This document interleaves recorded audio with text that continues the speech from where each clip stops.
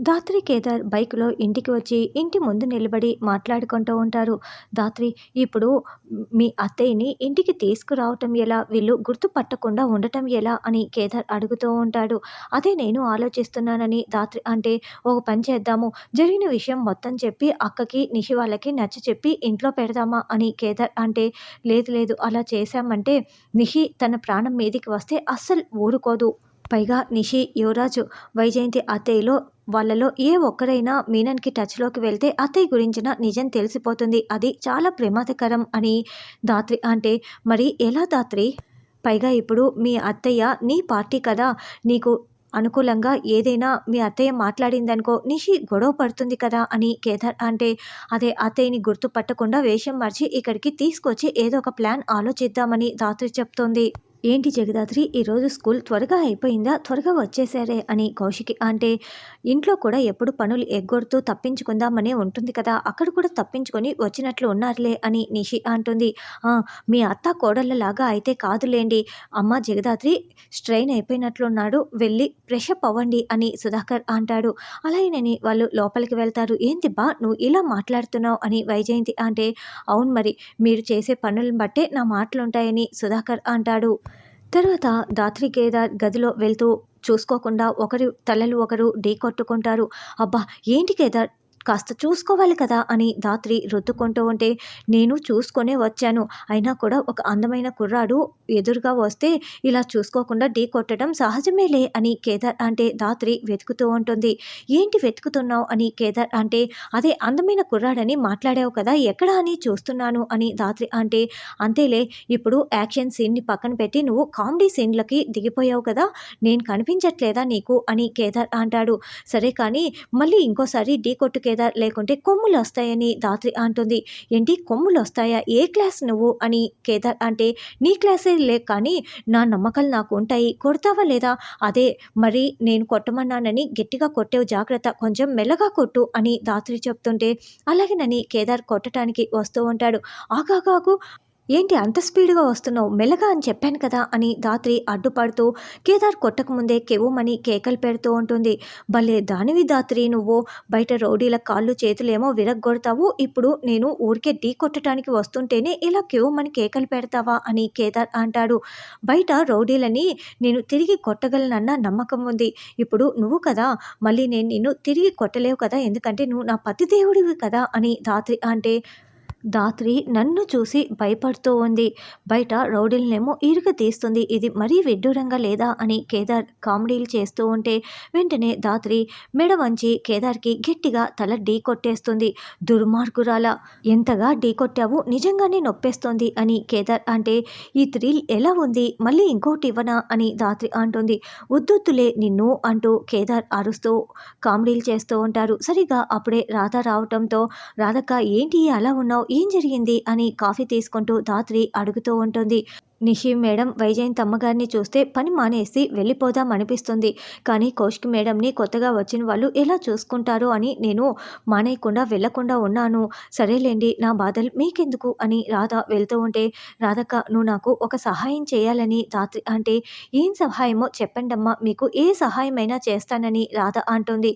ఏమీ లేదు రాధక్క, మీరు ఇక్కడ పని మానేసి వెళ్ళిపోవాలని చెప్పగానే, అయ్యో ఏంటమ్మా, నేనేదో మాట వరుసకు అన్నాను, నాకు పని మానేసి వెళ్ళే ఉద్దేశం లేదమ్మా, నేనేదైనా తప్పు చేశానా, ఎందుకమ్మా ఇలా మాట్లాడుతున్నారని అంటుంటే, ఎందుకు ధాత్రి ఇలా చెప్తున్నావు అని కేదార్ అడుగుతూ ఉంటాడు. అత్తయ్యని ఈ ఇంట్లో తెచ్చి పెట్టడం కోసం కేదార్ అని ధాత్రి ఒక ప్లాన్ చెప్తుంది. అవును, మాకు తెలిసిన వాళ్ళకి వేరే వేషం వేసి ఈ ఇంట్లో ఆశ్రయం ఇవ్వాలి. ఒక 6 నెలలు నువ్వు పని మానేయాలి. తర్వాత నిన్ను మళ్ళీ ఈ ఇంట్లో పనికి పెట్టే బాధ్యత నాది. ఇదిగోండి 6 నెలల జీతం అని ధాత్రి 6 నెలల డబ్బుని ముందుగానే రాధ చేతిలో పెడుతుంది. మేడం, మీరు ఇంతగా అడగాల, మరి డబ్బులు ఇచ్చి 6 నెలలు ఇంటి దగ్గర రెస్ట్ తీసుకోమంటే నేనెందుకు మీ మాట వినకుండా ఉంటాను. ఇప్పుడు మీరు ప్లాన్ చెప్పండి, నేనేం చేయాలో చెప్పండి అని రాధ అడగటంతో ధాత్రి ఏదో ఒక ప్లాన్ చెప్తుంది. సరే, ఇప్పుడు నేను నిషి మేడం దగ్గరికి వెళ్ళి గొడవ పెట్టుకోవాలి. ఈ ఇంట్లో ఎవరిని ఏ మాటలంటే పెద్ద గొడవ జరుగుతుందో ఇన్నేళ్లుగా పనిచేస్తున్నా నాకు చాలా బాగా తెలుసు. మీరేమీ కంగారు పడకండి సార్, మీరేమీ కంగారు పడపకండి మేడం, మీరు చెప్పినట్లే చేస్తానని రాధ వెళ్తుంది. జగదాత్రి ప్లాన్ చేయటము అది జరగకపోవటమా? సూపర్ దాత్రి అని కేదార్ అంటుంటే, ఏంటి అంతలా పొగిడేస్తున్నావు అని దాత్రి అంటుంది. అవును మరి, నీ గురించి ఇంట్లో వాళ్ళకి ఎవరికీ తెలీదు కాబట్టి సరిపోయింది.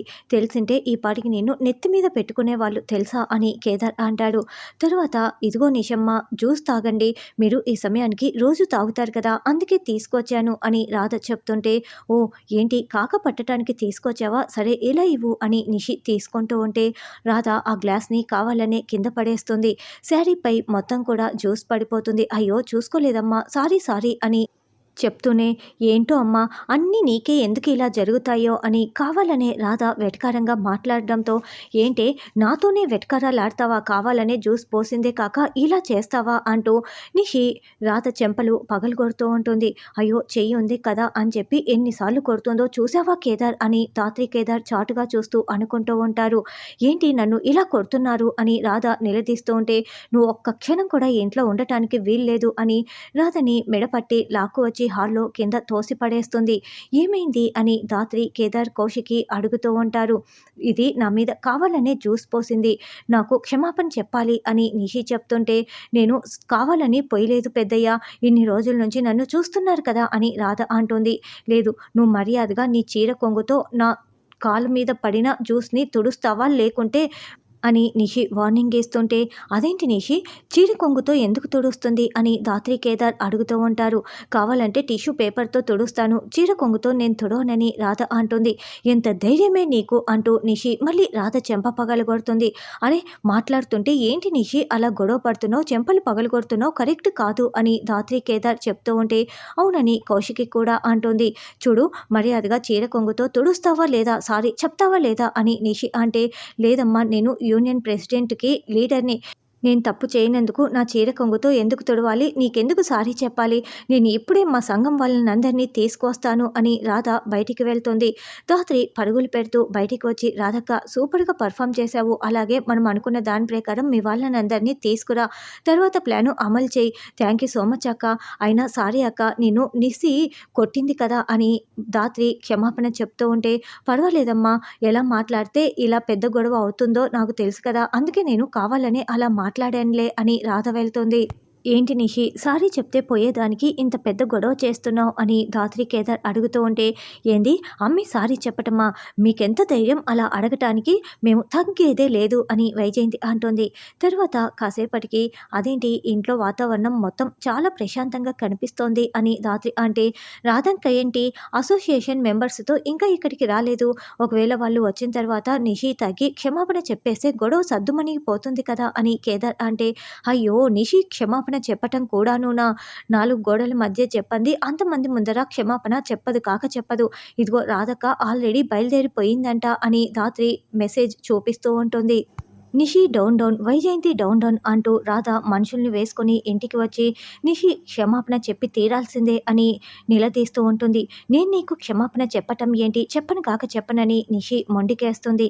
అయితే నేను మీ ఇంట్లో పని మానేస్తున్నాను, ఇంకెవరూ కూడా మీ ఇంట్లో పని చేయటానికి రారు, ఎందుకంటే నేను ఈ సంఘానికి ప్రెసిడెంట్ని, ఇంకెవరైనా వచ్చినా కూడా మేము మళ్ళీ వచ్చి గొడవ చేస్తాము, ఇదే మీకు శిక్ష అంటూ అక్కడి నుంచి వెళ్ళిపోతారు. ఇప్పుడు ఎవరొస్తారు నిషి, ఎందుకు ఇంత గొడవని పెద్దది చేశావు అని యువరాజ్ తిడుతూ ఉంటే, ఇదిగో వీళ్ళిద్దరూ ఉన్నారు కదా పనిచేసేవాళ్ళు, వీళ్ళే చేస్తారు, ఇది నా ఇంట్లో పని మనిషి అని ధాత్రిని నిషి నీచంగా మాట్లాడుతూ ఉంటే, చూడు జగదాత్రి ఈ ఇంటికి కోడలు లాంటిది, వీళ్ళు పని చేయరు అని కౌశికి తేల్చి చెప్పేస్తుంది. అవును, జగదాత్రి కేదార్లు ఏ పని చేయరు, ఈ నిషి వల్లే ఇప్పుడు పని మనుషులు 6 నెలల వరకు రామని చెప్పారు కాబట్టి మీ ముగ్గురి పనులు చేయాలి అని సుధాకర్ కూడా తేల్చి చెప్పేస్తాడు. ఇదిగో చిత్తూరు చిలక, నువ్వు అందరి బట్టలు ఉతుకు, మిషన్తో కాదు, మిషన్ పని చేయలేదనుకుని నువ్వే నీ చేతులతో ఉతకాలి అని సుధాకర్ వార్నింగ్ ఇస్తాడు. నిషి ఇక నువ్వు అంట్లు తోమి ఇండ్లు చిమ్మడం లాంటివి చేయి అని కౌశికి చెప్తుంది. ధాత్రి కేదార్లు దగ్గరుండి నిషి వైజయంతుల చేత పనులు చేయిస్తూ ఉంటారు.